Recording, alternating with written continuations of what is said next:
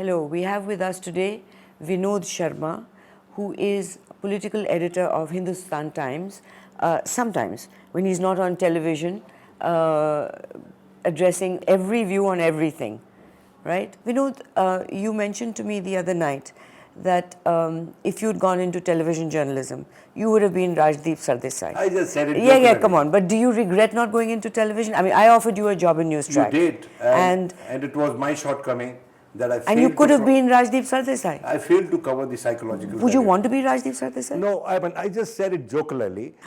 This doesn't mean that I envy Rajdeep. In fact, I really sort of admire him that he could cross that psychological hurdle from being a print journalist to becoming a television journalist.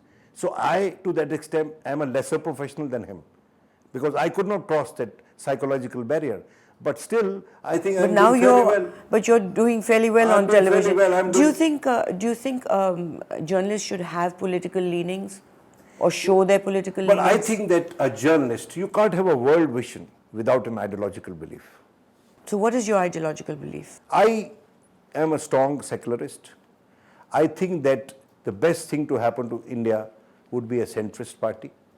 So is Congress a centrist party? It is. It is a centrist party in the sense. You know what Smriti Irani said to you in one of her that she debates? Said that, you see, whenever you're on the suiting the Congress party. No, she said whenever you are on a program, I don't have to look for a Congress spokesperson. No, similarly, may I respectfully tell her that instead of making these comments, which are infra-dig, they should address the arguments that I'm making. The question is not whom is the argument suiting at a given point of time. But Vinod, the thing is that I know that TV channels, when they can't find a Congress spokesperson, they call you. Listen, that is the way you see it. I go to certain television channels to deny the kind of crowd which is there, the entire space. Because So have you ever spoken against the Congress party on any issue? A number of times. Such as? And in 1984. In 84, but we're talking about now. In 1984, I spoke against. When Congress president appointed 2 political secretaries, I asked, why does she need 2 political secretaries? She has an entire Congress working committee to advise her. So since 1984 to 2012, you have not said anything anti-Congress. No, please, let me finish. Okay. I'll have to quickly recall. I have, during these elections, which have just been conducted for municipal corporation in Delhi, though I have jocularly said that this is the final proof, Delhi has provided the final proof that the BJP is a party best suited to run municipalities. I have said this together with the fact that this is a very, very serious setback for the Congress party. But they're saying that themselves. They may be saying it themselves. I'm not defending them. I don't defend. You see, my problem is what? My problem, Madhu, and most respectfully I say, why was I celebrating Vajpayee? I was celebrating Vajpayee. Because you're a midnight's child. No, because I thought that he was taking the BJP to the centrist path. I was convinced about this. And he was one person who would, on an issue of importance to the country, would take a position contrarian to that of his party. Atal Bihari Vajpayee became a hero in Pakistan by visiting the Minar-e-Pakistan, which in my view was a greater paradigm shift than Mr. Advani sought to effect by calling Jinnah secular.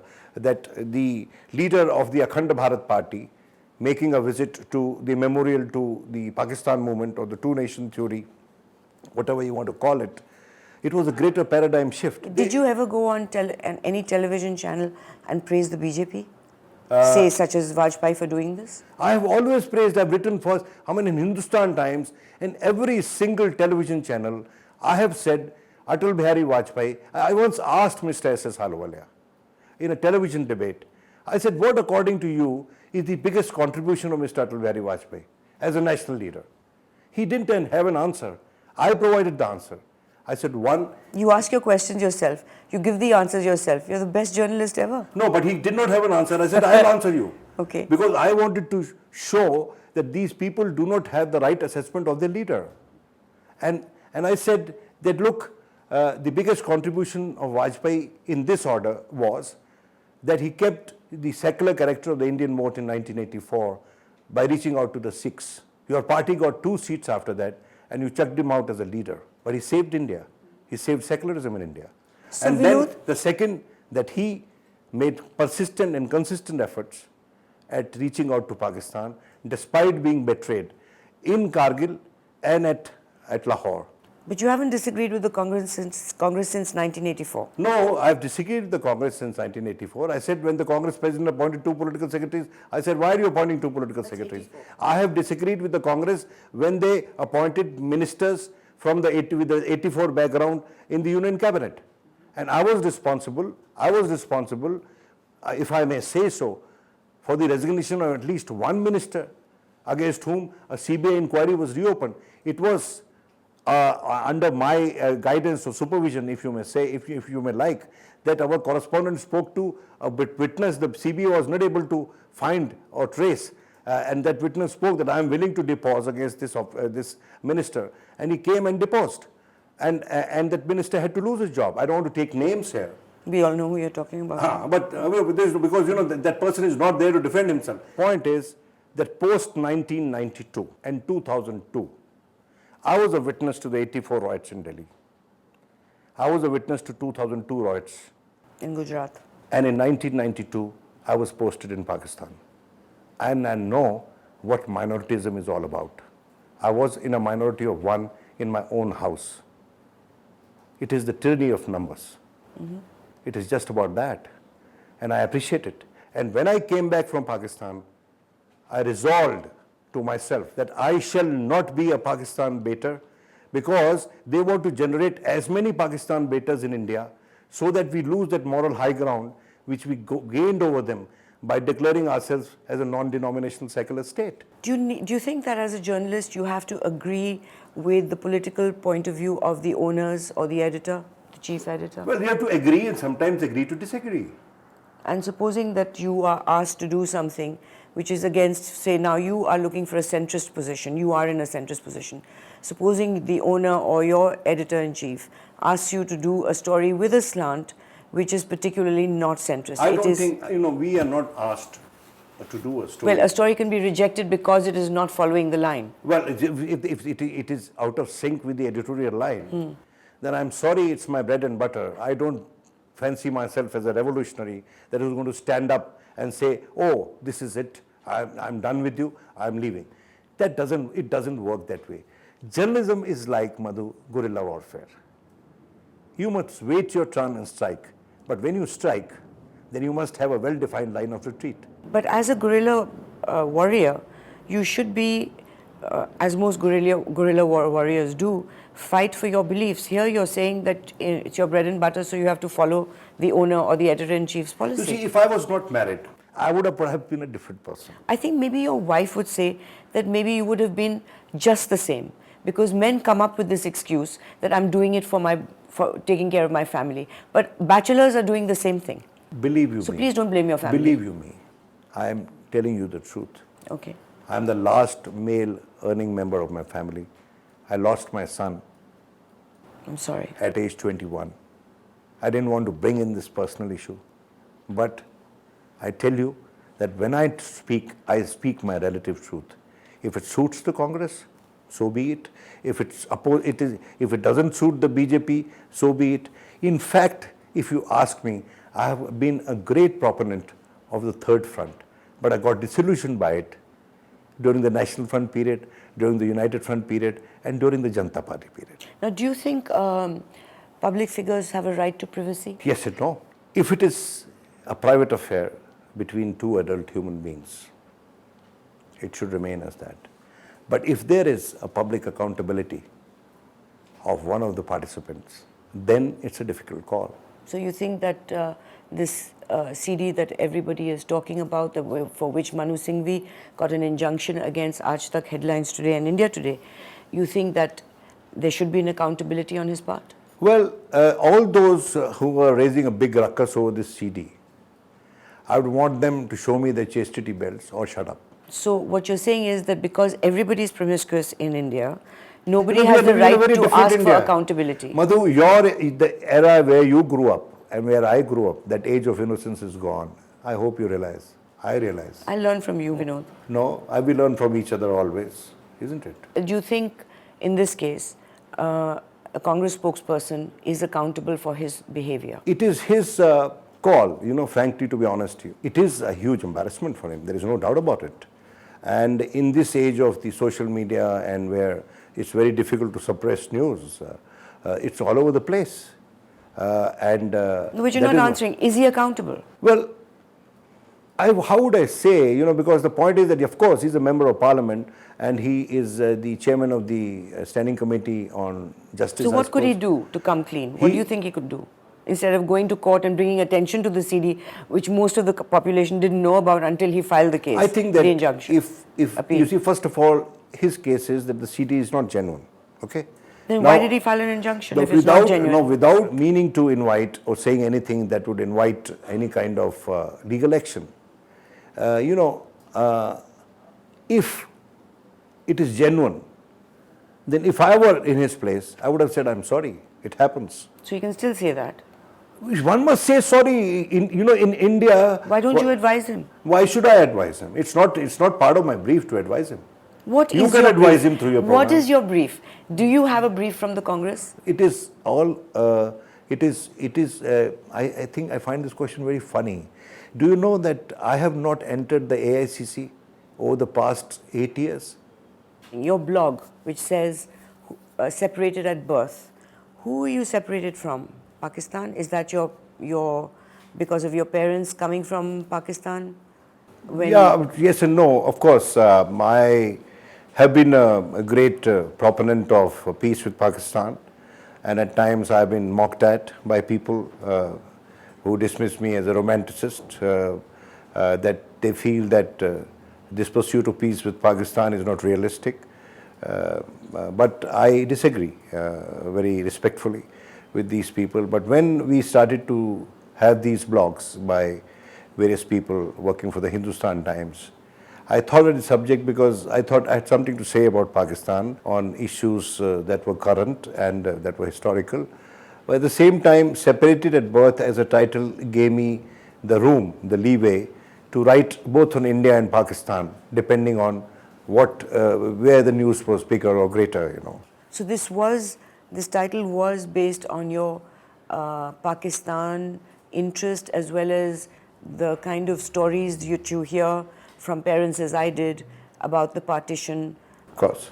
Stories of horror and stories of great kindness. Yes, of course, because, Madhu, I have served there in that country from 91 to 94 as the Hindustan Times correspondent based in Islamabad. Now, if you recall, that was the worst period in the bilateral relations between our two countries. That was actually the time when Pakistan used to pontificate that we must first create a propitious climate in Kashmir before they could resume dialogue. May I tell you that for the 3 years that I was posted in that country, my experience was not a good experience. Were you watched? Were you spied on? Yes, always. One was always tailed, that one's phones were tapped, that there were great roadblocks to access even normal information, or to even be a working journalist there. And generally, I remember that on Eid once, I was talking to a shopkeeper in the neighborhood. I had befriended him. I used to, because I had no cultural shock there, because I'm a Punjabi. And covering Pakistani politics is like covering Akali politics in our side of the Punjab. It's a bit more feudal, isn't it? Yeah, it is. So is the Akali politics here. So I was very much at ease insofar as the ambience in Pakistan was concerned. So on the eve, I wished this fellow a happy Eid, and then he said, you must take something, from me on this occasion. And he handed me a packet of meat, And once he had handed it to me, he told me it's beef, So I said, I'm thankful that you wished me Eid and you have given me Eid in your own way, but you should have told me that this is beef. And if your intention was to offend me, then I'm sorry you have not been able to offend me, because I eat everything. So but there could have been a presumption on your part that maybe I don't eat this, So I think that so long as we don't respect each other's faith, so long as we don't respect each other's national icons. So was it given to you to offend? I presume so. And I said that, look, now I'm taking it. Had you given it to me after having told me what it was, I would have perhaps had it cooked and eaten, but this time I wouldn't. I will give it away to someone else. I told him this very bluntly. And I remember, you see, I tell you that I met Pakistanis and Pakistanis and Pakistanis. But some of They're them, like Indians, but some of and them, Indians. But some of them, It takes all kinds. in many ways, are more beautiful than the Indians I have known. And some of the Indians that I have known are also more beautiful than the Pakistanis I know. So when you say separated at birth, you really mean it, because our countries, the borders are not natural; they are man-made. And So do you think at middle age, at 60, they should be joined together? I think that no. When you say that, they'll get offended. Achha, you know what you're famous Wait for till on you- television? For your smile. I know That smile of yours where you're always laughing when other people are talking. And you're laughing at them all the time. Yes, why should I not? Because they are all talking.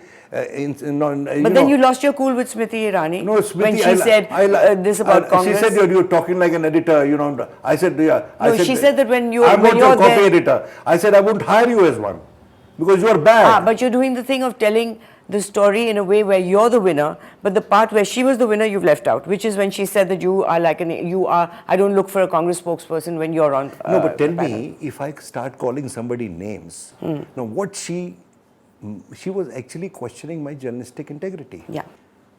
Which is very sad for a political party to do. No, but there is a problem. Well, may I finish? This happened with me, and this happens each time. You see, there are certain political forces, and I don't want to name them. They have a three-pronged strategy towards the media: to win them over, either to win them over, or to character assassinate them. There's the two things they do. And it's very easy to call somebody a Congress agent. I have not gone to address Congress spokespersons, any of the Manthans. Just check out how many journalists. No, please, just check out how many journalists. So you can explain. How many journalists are made to go and speak to BJP spokespersons? Just check out. You've done it? I have not done it. Achha. The other journalists are doing it, but they are the people who are best journalists in the town. Their name doesn't figure in the list of 10 worst journalists, which goes around on the website. People also look at what they see and hear, because when you're on a panel, you always give the Congress point of view. See, please refute me. I met hundreds. Please tell me when you haven't done it. I have met hundreds and hundreds of people. Please disagree with me and tell me when you haven't done it. What? When you have not given the Congress point of view. No, it is my point of view. I see. But it happens to It always is my match point the of view. Congress. May I tell you one thing? You find one similarity between what they are saying and what... Actually, to be honest to you, let me flatter myself. Many a times they pick up my arguments. I'm sorry, but this is true. So you're such a great spokesperson for No, I'm not a spokesperson for the Congress party. I am a spokesperson. I state my relative truth.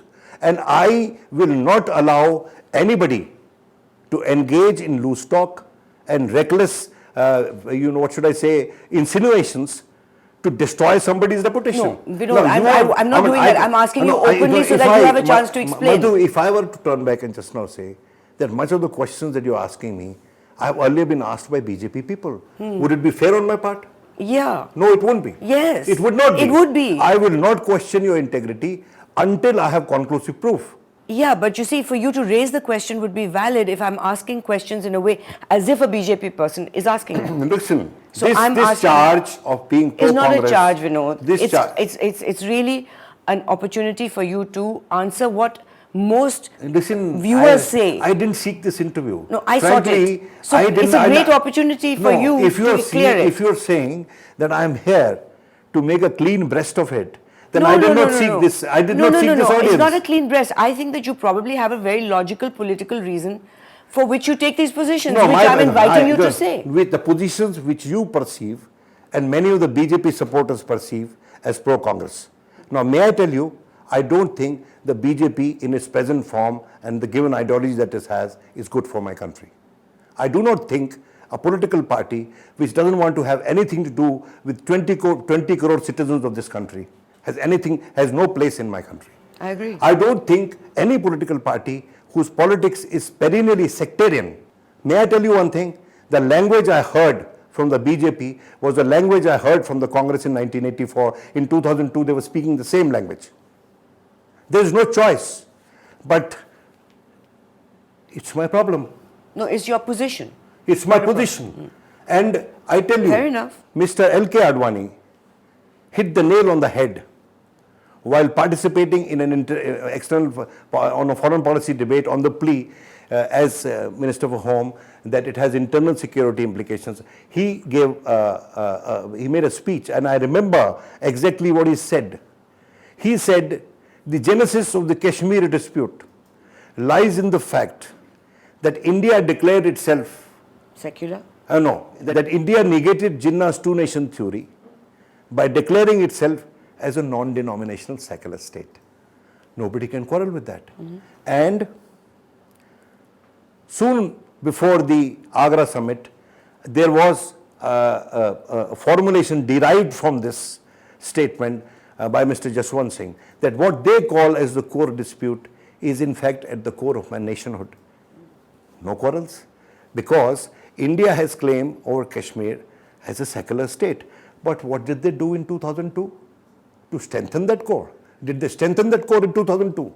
Did they strengthen in 1992? I feel like a student in front of you. No, sir, they didn't. Then?